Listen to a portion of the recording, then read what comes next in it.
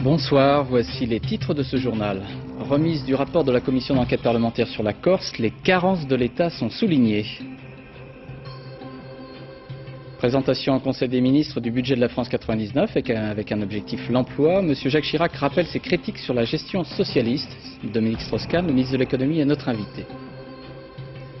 Suite du travail judiciaire dans les affaires de dopage concernant le cyclisme, témoignage du soigneur belge de l'équipe Festina. C'est par lui que tout a commencé. Une nouvelle chanson réflexion de Michel Sardou. Qu'est-ce que j'aurais fait moi? Une interrogation sur la période d'occupation. Michel Sardou est également notre invité en direct dans ce journal. C'est en début d'après-midi que le Premier ministre a reçu de Jean Glavany, président de la commission d'enquête sur la Corse, un rapport de 600 pages rédigé après 6 mois d'enquête. Celle-ci commença peu de temps après l'assassinat du préfet Claude Érignac le 6 février dernier à Ajaccio. Ce que l'on sait de ce rapport dans ses conclusions ressemble à une mise en cause des carences des différents pouvoirs dans l'île, notamment de l'État et de ses représentants. Le rapport parlementaire relève les fraudes, les pratiques abusives et l'inconstance des politiques menées en Corse depuis un quart de siècle. Voici quelques éléments de ce rapport commenté par Olivier Galzi avec Alban Mikosi et Pierre-Laurent Constant. 600 pages sur l'utilisation des fonds publics en Corse, où les mots dérive, fraude et laxisme reviennent le plus souvent. Les responsables de la commission d'enquête remettent leur rapport au Premier ministre. En cause, les élus locaux mais aussi l'État. Premier dossier particulièrement visé, l'agriculture. De nombreux agriculteurs, aujourd'hui au bord de la faillite, ont subi un système et ne l'ont pas choisi. La responsabilité du Crédit Agricole qui a développé une politique de prêts tous azimuts est patente. Montré du doigt donc, le Crédit Agricole, coupable d'un mécanisme de cavalerie très coûteux pour les finances publiques. Dans un univers où le non-paiement était la règle et où l'argent se distribuait avec une facilité apparente, les cotisations sociales ont été la dernière obligation à laquelle les plus gros débiteurs de la caisse régionale du Crédit Agricole se seraient conformés. Ainsi, les dettes se sont accumulées au fil des ans et aujourd'hui la caisse de développement de la Corse est incapable de recouvrer ses créances, une ardoise de plus d'1 milliard de francs. Deuxième cible du rapport, la justice, avec des témoignages implacables. La justice que j'ai vue fonctionner en Corse n'était pas ma justice, ni sereine, ni efficace, ni impartiale. Le comportement de la justice en Corse depuis 30 ans est lamentable. Un magistrat entendu par la commission d'enquête a même comparé cette justice de l'île à un bateau ivre, où régnerait la connivence, l'intimidation et la désillusion. Enfin, troisième volet marquant de ce rapport, celui des subventions, celui de la responsabilité de l'État. Il faut que soit définitivement abandonnée l'idée que la paix civile s'achète ou se vend. La responsabilité de l'État à la fois politique et administrative est lourde. Un constat sans concession sur l'action de l'État en Corse, chiffres à l'appui. La solidarité nationale dont bénéficie l'île s'élève à près de 3 milliards de francs par an, soit 11 500 francs par habitant. Le prix de l'apaisement, dénonce le rapport, comme si l'état de droit pouvait s'acheter. Donc de multiples infractions, voire scandales financiers ont été mis au jour en Corse depuis plusieurs mois. Alors ce soir, nous vous proposons l'histoire édifiante du port de Propriano. Reportage Claude Sampère et Patrick Desmully. Propriano, une petite commune de 3000 habitants au sud d'Ajaccio. L'un des plus grands scandales financiers sur lequel s'est penchée la commission d'enquête des députés. En 1989, Émile Mocchi, le maire, décide d'agrandir son port de plaisance. Une étude de l'administration estime les travaux à 23 millions de francs. La commune confie le chantier dans des circonstances peu claires à la société Bouygues Offshore pour 41 millions de francs. En 1994, un rapport de police dénonce le scandale. Aujourd'hui, seul le premier adjoint a accepté de nous rencontrer. Ça fait longtemps que vous êtes premier adjoint? Oh, ça fait pas longtemps, ça fait une trentaine d'années. Vous connaissez bien la commune alors? Oh, bien sûr. Est-ce que vous savez si la commission d'enquête parlementaire qui va rendre son rapport jeudi matin est venue dans la commune pour se pencher sur les dossiers? Je vous confirme que je ne l'ai pas vu. Moi, je ne sais pas. Mais... Et pourtant, d'après nos informations, ils sont bien venus ici pour enquêter. Vous n'êtes pas au courant? Premier mensonge. Non. L'affaire du port de Propriano, on en est où? L'affaire du port de Propriano est entre les mains de la justice. Mon avis personnel, c'est qu'il n'y a jamais rien eu d'extraordinaire là-dessus. Hein. Tout a été fait dans les normes, dans les règles, en conformité des lois. Deuxième mensonge. Ici, tout a été surfacturé. Exemple, la tonne de béton à 800 francs au lieu de 580, le prix normal. Et le projet prévoyait même la création d'une route. Est-ce que cette route, elle est construite ou pas? Et cette route, bien sûr qu'elle a été construite, cette route. Et elle fait partie maintenant de l'affaire. La route a été construite. Hein? La route a été construite? Mais vous la voyez, là, elle borde le port de Plaisance. Écoutez, moi j'ai du mal à la voir. Elle est peut-être trop couverte de poussière. Une route recouverte de poussière, en fait un véritable chemin de terre. La mairie avait effectivement prévu ici la création d'une route pour desservir ce port de Plaisance. Coût total des travaux, 6 millions de francs qui devaient être financés pour moitié par la mairie, pour moitié par l'Europe. L'argent de la CE est bien arrivé jusqu'ici. Seul problème, la route, comme vous pouvez le voir, n'a jamais été construite et c'est tout simplement ce qu'on appelle un détournement d'argent public. Un détournement de fonds que le rapport parlementaire dénonce haut et fort. Avant la fin de l'année, la justice devrait renvoyer le maire de la commune devant le tribunal correctionnel. Puis à noter que le président du Centre départemental des jeunes agriculteurs a été interpellé ce matin et que le dirigeant nationaliste corse François Santoni, emprisonné à Paris depuis 18 mois, a fait savoir qu'il démissionnait du parti indépendantiste A Conculta. Conseil des ministres ce matin à l'Élysée avec la présentation du projet de loi de finances pour 1999, c'est-à-dire le budget de la France pour l'année prochaine. Ce projet repose sur une prévision de croissance de 2,7%. Dans le détail, il y a certaines baisses de taxes, mais globalement, pour ceux qui paient l'impôt sur le revenu, à savoir moins d'un Français sur deux, il n'y aura pas de changement. Et pourtant, les recettes de l'État seront en augmentation. Explication Jean-Paul Chapelle.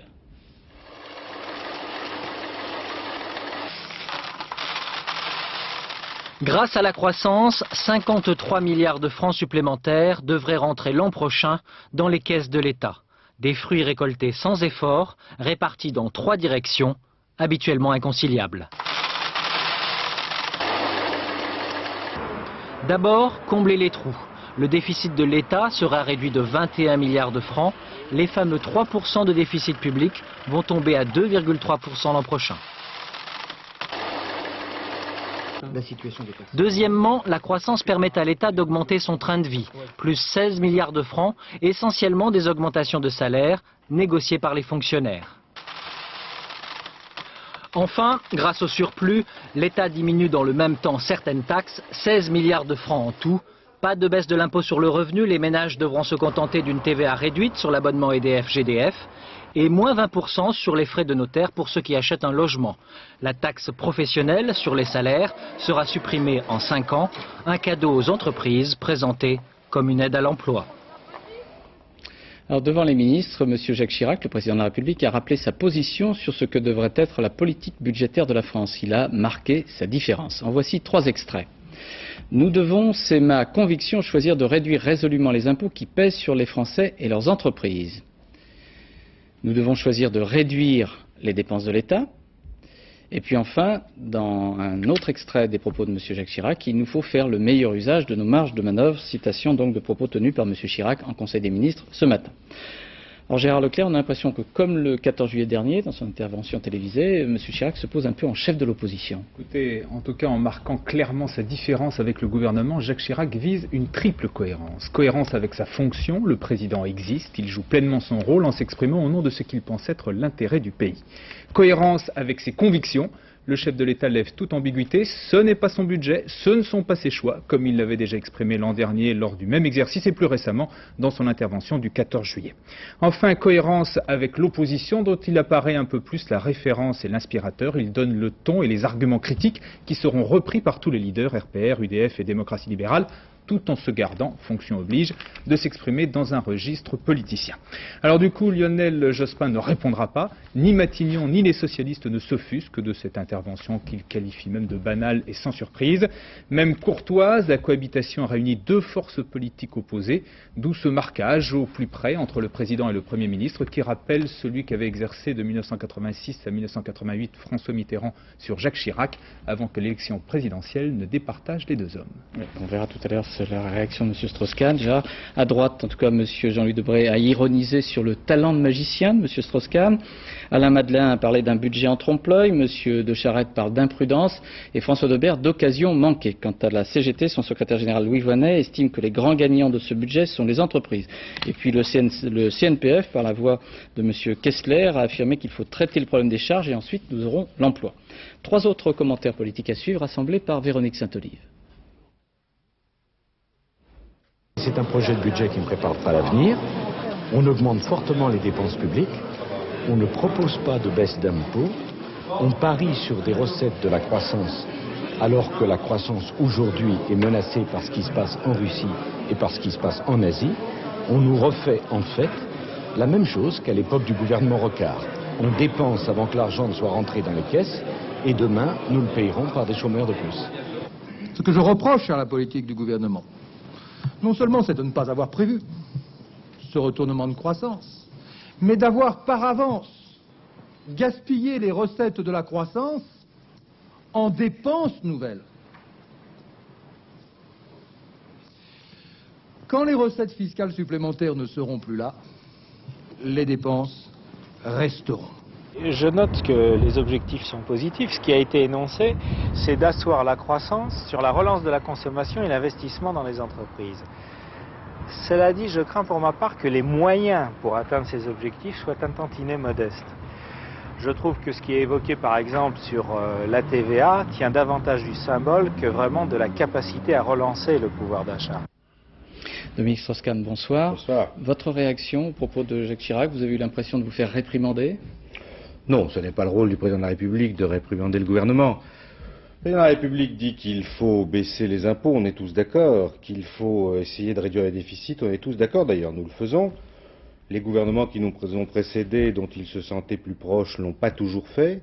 Néanmoins, il faut aller dans ce sens-là, et je crois que s'il nous incite à aller plus vite encore dans ce sens-là, c'est que finalement il est peut-être pas tellement en désaccord et qu'il trouve ça pas si mal. Enfin, il rappelle quand même qu'il faudrait que les dépenses publiques baissent plus vite.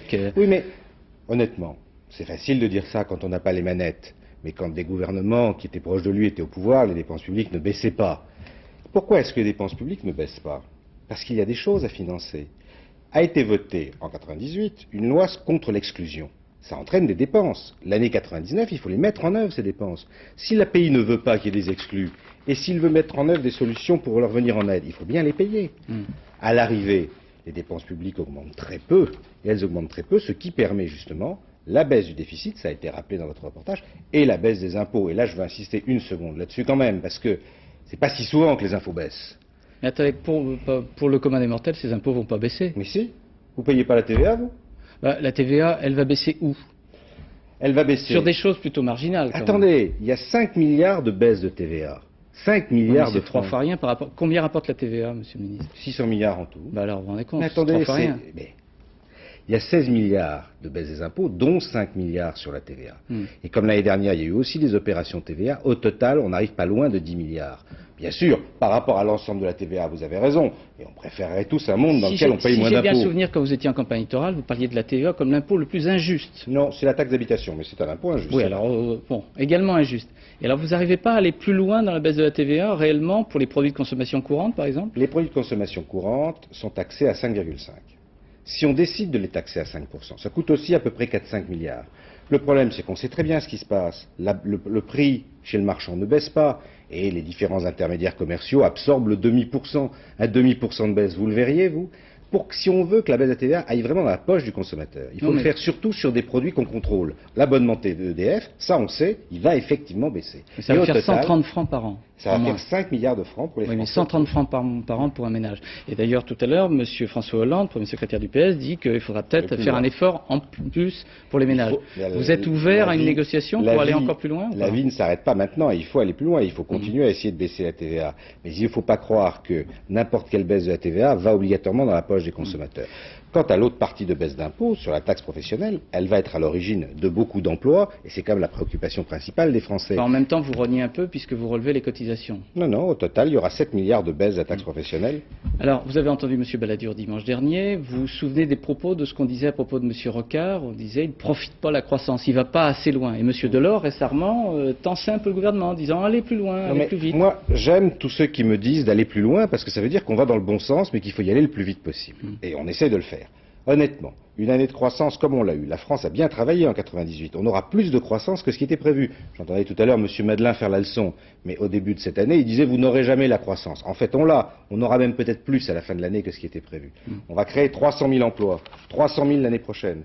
Vous savez que 300 000 emplois, c'est 6 fois plus que ce qu'on crée dans les années 80. Il reste quand même 3 millions de chômeurs. Oui, ça, effectivement, et il va falloir du temps pour arriver au bout. Mais c'est en créant des emplois qu'on fera baisser le chômage, tout le monde le sait. Est-ce que vous n'êtes pas trop optimiste? Vous êtes pratiquement le seul à dire 2,7% de croissance l'année prochaine. Je ne suis pas le seul. Vous avez entendu M. Sellière du CETES qui parle de 2,5. Oui, mais M. Sellière s'était déjà trompé l'année dernière. L'OCDE, la communauté européenne, dit plus que 2,7. Elle dit plutôt 3%. Moi, je dis 2,7 parce que je veux qu'on soit prudent. Mais l'année dernière, on me faisait le même reproche. On me disait, vous n'aurez jamais gagné ça. votre pari. Et on a gagné le pari. Ouais. Alors, si on a gagné le pari une fois, qu'au moins on nous fasse crédit pour la deuxième fois. Alors, dans un budget de gouvernement, on dit toujours, il y a des priorités. Mais alors, moi, j'ai bien regardé les priorités avec Gérard Leclerc, Arlette Chabot. On a regardé ça très très près. Et puis, on s'aperçoit que vous ne faites pas vraiment de priorités. Vous en donnez un petit peu à tout le monde. Il y a plein de ministères qui en bénéficient. Oui, parce qu'il y a plusieurs priorités. Qu'est-ce qu'il y a comme priorité? Est-ce que ce n'est pas une façon de ne pas choisir? Non. En fait Qu'est-ce qu'il y a comme priorité? Il y a l'emploi, l'éducation, la ville, la sécurité, l'environnement. Ce sont des priorités lourdes, ça. Évidemment, ça fait 5. Mais il y a quarantaine de sujets. Et il y a des sujets sur lesquels j'oublie la justice. Et il y a des sujets sur lesquels les crédits n'augmentent pas, ceux de mon ministère, par exemple. Ouais. Est-ce que vous vous rendez compte quand même que nous sommes un des pays qui réduit le moins son déficit en Europe? Alors pourquoi est-ce qu'on n'avance pas plus vite là aussi? Si vous me permettez, c'est pas exactement ça. On est un des pays qui réduit le plus son déficit. Mais comme on est parti plus loin que les autres, on a encore un déficit important. Donc en effet, si la majorité précédente n'avait pas laissé un déficit au niveau où il était, on ne serait pas là où on est aujourd'hui. Mais dans la réduction, dans l'effort qui est fait en 98 et en 99, on est un des pays qui réduit le plus son déficit. C'est vrai qu'on part de loin et qu'il y a des choses à rattraper. Mais c'est normal. En 95, on a eu le plus grand déficit de l'histoire de France avec M. Balladur. Il faut revenir en arrière. Le gouvernement de M. Juppé a déjà commencé à revenir en arrière. Et puis on continue. Si bien qu'on est encore en retard par rapport à nos voisins européens. Mais on est ceux qui faisons le chemin le plus fort. Baisse du déficit, baisse des impôts, même si elle est encore insuffisante. Action pour l'emploi, action pour la justice avec la réforme de la taxe d'habitation. C'est un budget dans lequel il y a beaucoup de réformes. Il y en a une que je C'est pas des réformettes quand même, c'est pas des petites choses. La taxe professionnelle, ça fait 20 ans qu'on dit que c'est une taxe idiote. On la réforme. Tout petit peu. Comment un tout petit peu? On en supprime un tiers. Tout ce qui pèse sur les salaires, dont tout ce qui pèse sur l'emploi. Et d'ailleurs, les chefs d'entreprise, mais comme les salariés, s'en rendent bien compte. C'est une réforme qui est très bien accueillie dans l'opinion, parce que tout le monde sait que c'est un frein à l'emploi. Une autre type de réforme. On va supprimer l'obligation de TVA pour les micro-entreprises, celles qui font moins de 500 000 francs de chiffre d'affaires. C'est 500 000 entreprises qui en bénéficient. Et vous savez ce que ça va supprimer comme formalité? 15 millions de formulaires en moins l'année prochaine. 15 millions de formulaires remplis par les Français qui n'existeront plus. Alors, est-ce que, on dit que vous n'entendez pas très bien avec Martine Aubry, est-ce que vous avez été surpris, vexé, que ce soit elle qui soit chargée de préparer la baisse des charges, et est-ce que vous êtes favorable à cette baisse des charges? D'abord, je m'entends très bien avec Martine Aubry, en dépit de ce qu'on essaie de raconter. Oui, les mauvaises langues. Ensuite, c'est son travail, les charges sociales. Moi, c'est le budget de l'État et les impôts. Elle, c'est les charges sociales. Vous avez votre mot à dire, je suppose. Et enfin, oui, certes. Enfin, c'est à elle de mener le travail. Et enfin, oui, je crois que sur les bas salaires, il y a un vrai problème. Et que si on peut faire quelque chose au sein du budget de la sécurité sociale pour baisser les charges des bas salaires, c'est une bonne chose.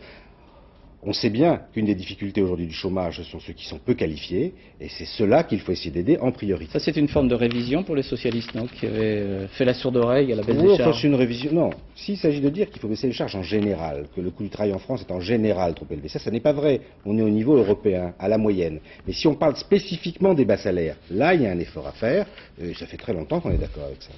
Merci Monsieur Strauss-Kahn. C'est avec nous parce que je vous posais une question sur l'information suivante. C'est une information judiciaire qui a été ouverte par le parquet de Paris sur la gestion de la Mutuelle nationale des étudiants de France, la MNEF, procédure ouverte contre X, à propos des liens existants entre la MNEF et des sociétés de communication. L'affaire est assez complexe, mais elle concerne une mutuelle qui assure la couverture sociale de 820 000 étudiants.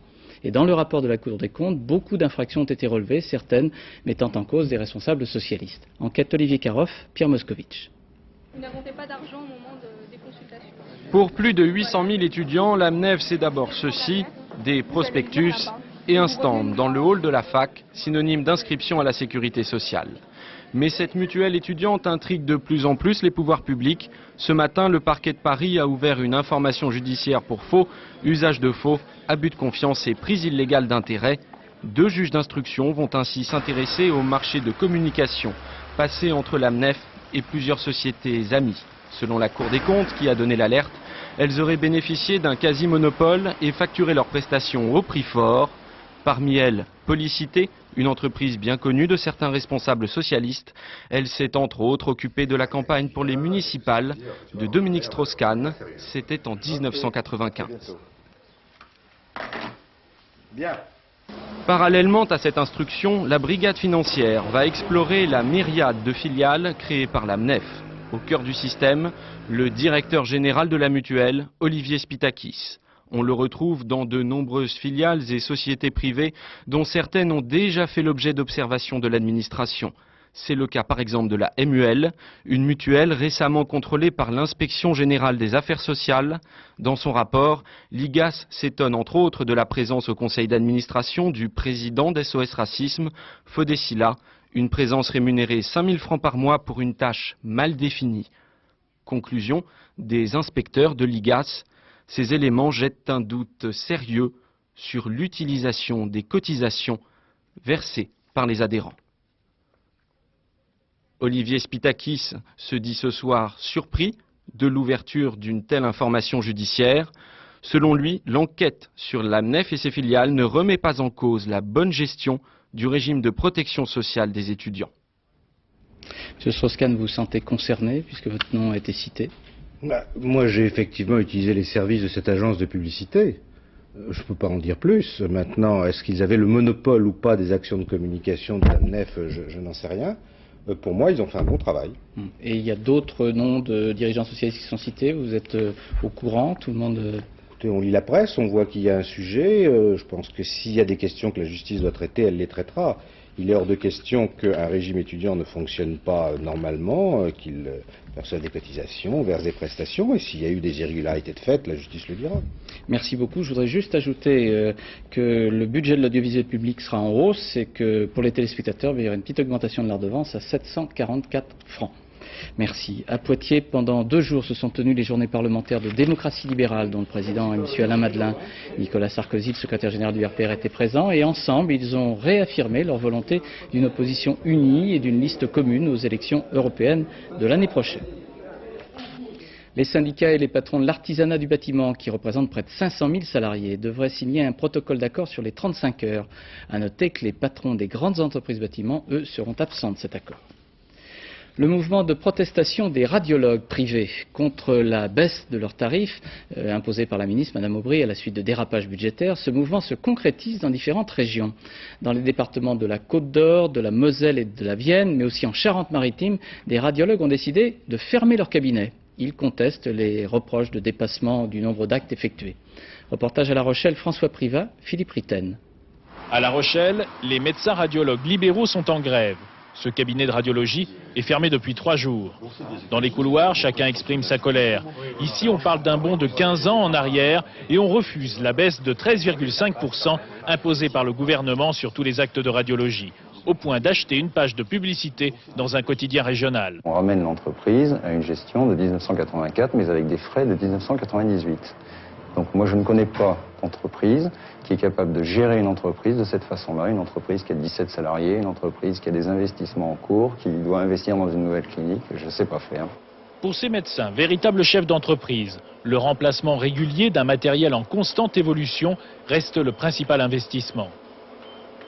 Si nous voulons maintenir une qualité de soins qui est attendue par nos patients, nous sommes obligés de renouveler très fréquemment notre matériel, de façon à suivre l'évolution technologique.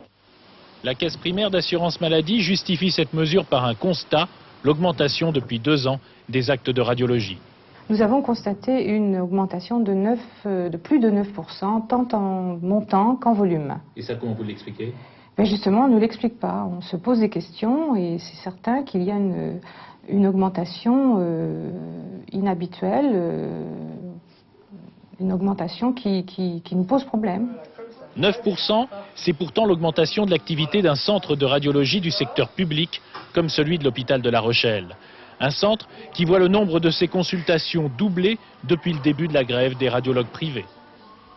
L'enquête sur les affaires de dopage dans le cyclisme se poursuit. Le juge d'instruction, M. Patrick Kehl, a fait procéder à l'interpellation d'un couple de pharmaciens à Gap, dans les Hautes-Alpes.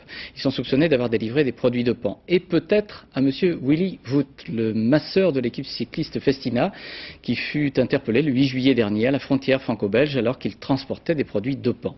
M. Willy Voet a été emprisonné puis libéré. Il a accepté de s'exprimer sur son rôle dans cette affaire de dopage qui concerne l'équipe de Richard Virenque. Reportage Philippe Visserias, Christophe Vignal. À l'intérieur de cette pharmacie, des policiers de la PJ lilloise sont en train de perquisitionner. Arrivés vers 8h30 sur commission rogatoire du juge Kehl, les enquêteurs veulent remonter la filière d'approvisionnement en produits dopants. En fin de matinée, le couple de pharmaciens est interpellé et placé en garde à vue. Ce lieu n'est pas anodin. Nous sommes à Veynes, dans les Hautes-Alpes, là où réside Willy Voet, le soigneur de l'équipe Festina. Quelques heures auparavant, Willy Voet était à Paris chez son avocat. Pour la première fois depuis sa libération, il accepte de se confier. Il admet avoir transporté pendant des années des produits dopants à la demande de son directeur sportif, Bruno Roussel. Monsieur Roussel, il m'a demandé de le faire, quoi. Sans plus. Autrement, j'avais peur de perdre ma place, quoi. Est-ce que c'est vous qui deviez fournir l'équipe Festina en produits dopants? Non, c'est les 2 docteurs qui s'occupaient de ça. Est-ce que vous savez comment ils faisaient? Non, je ne peux pas vous dire. C'était entre eux qui se débrouillaient, je ne sais pas comment ils faisaient. Il s'agit du docteur Jiménez et surtout du docteur Reichardt, médecin de l'équipe Festina.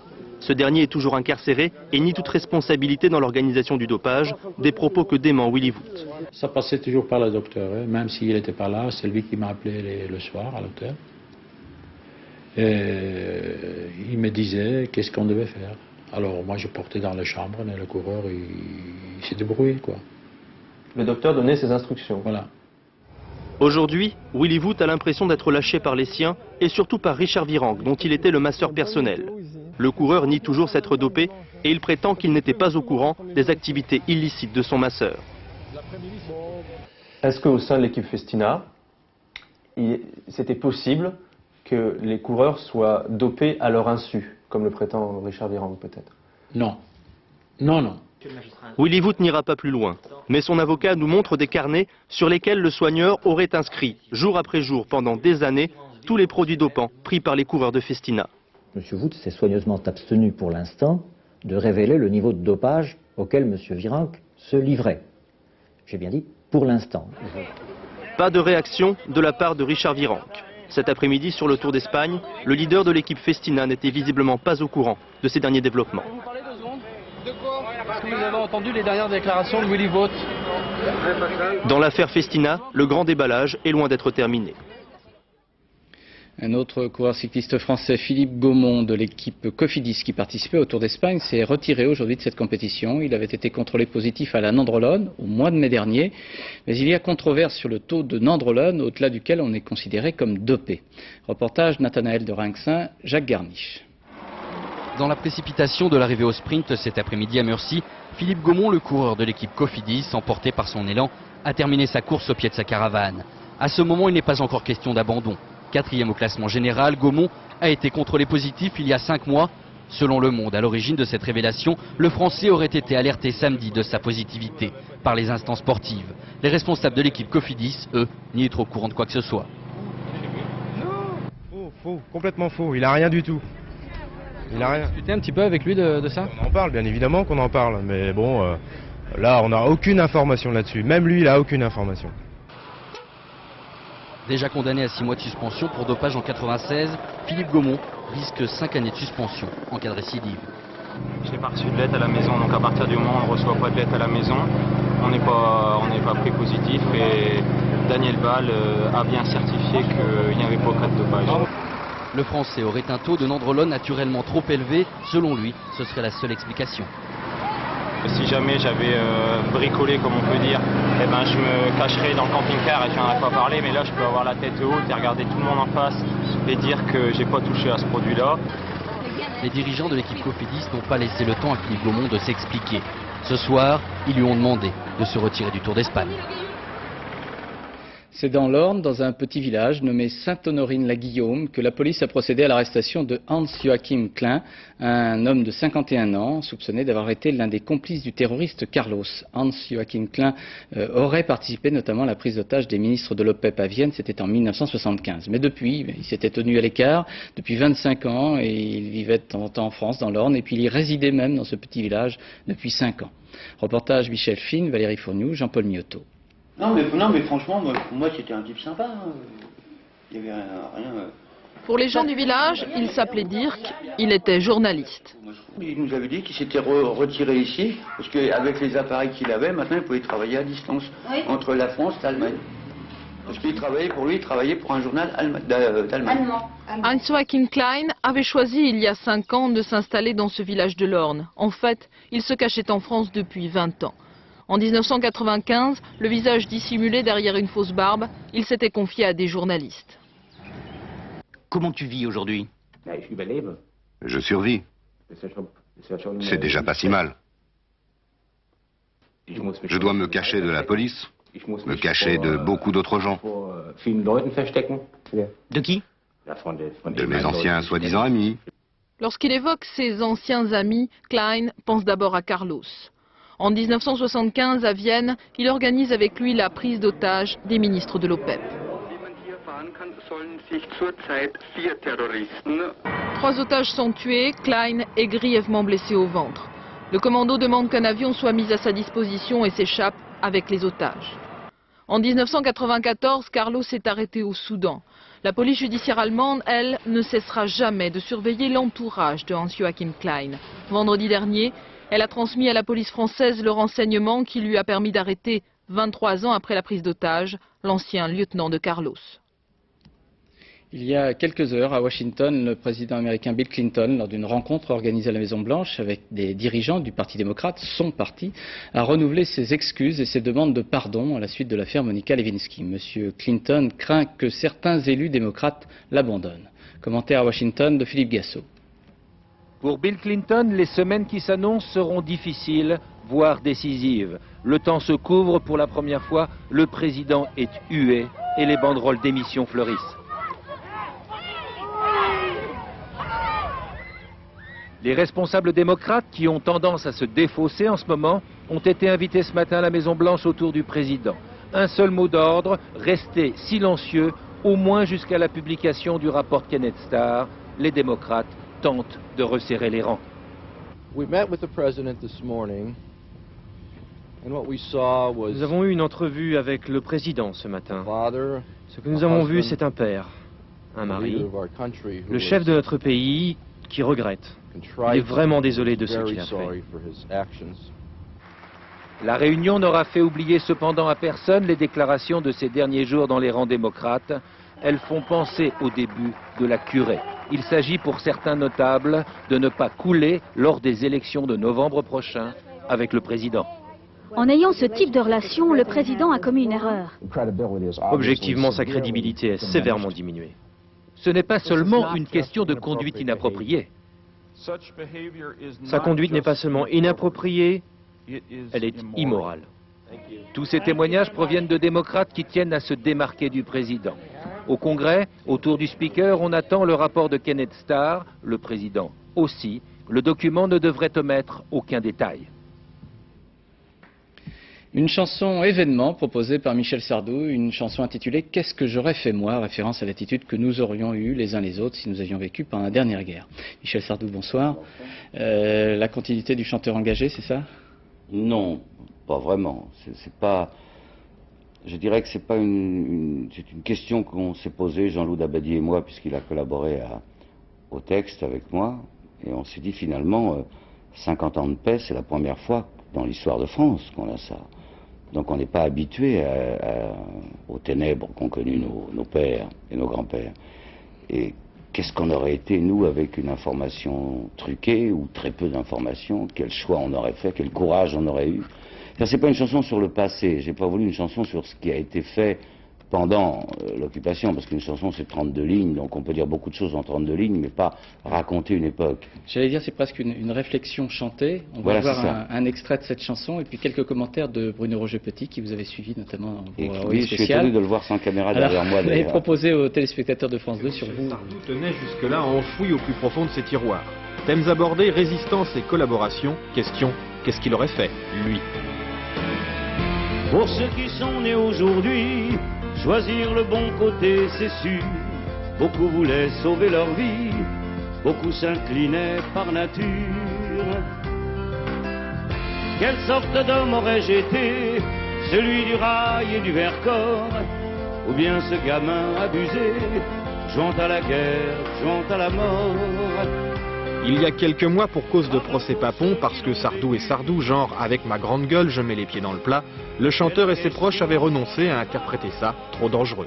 Si lui il l'avait sorti, étant donné ce qu'il est, Sardou se permettant de faire ça, ça a eu encore, il n'y avait aucun problème, il y aurait eu des répercussions.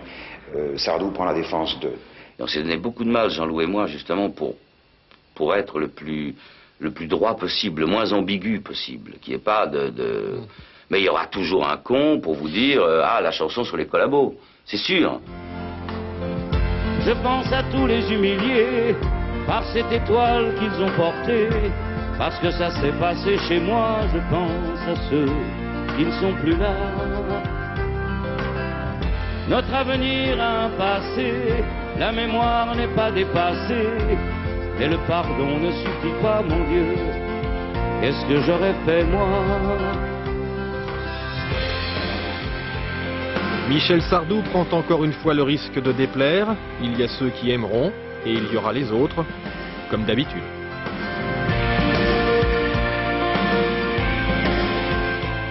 C'est donc dans le CD qui sort, là. Oui. Vous avez déjà un début de réponse? Qu'est-ce que vous auriez fait? C'est en voyant le procès Papon? C'est en lisant des livres? Non, j'avais lu l'histoire des Français sous l'occupation comme tout le monde, enfin, comme beaucoup de gens.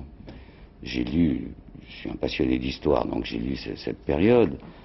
Je veux dire, c'est pas le fait de se poser la question, je ne donne pas de réponse dans la chanson, mais je crois que le fait de se poser la question aujourd'hui est déjà un début de réponse à la qualité d'homme qu'on est. Pour notre génération? Oui, c'est pour notre génération. Pour les plus jeunes, vos enfants. Et pour les plus jeunes aussi, comme je vous le disais tout à l'heure, cette période de paix est incroyable dans l'histoire de France sur notre sol, du moins on n'a jamais connu ça.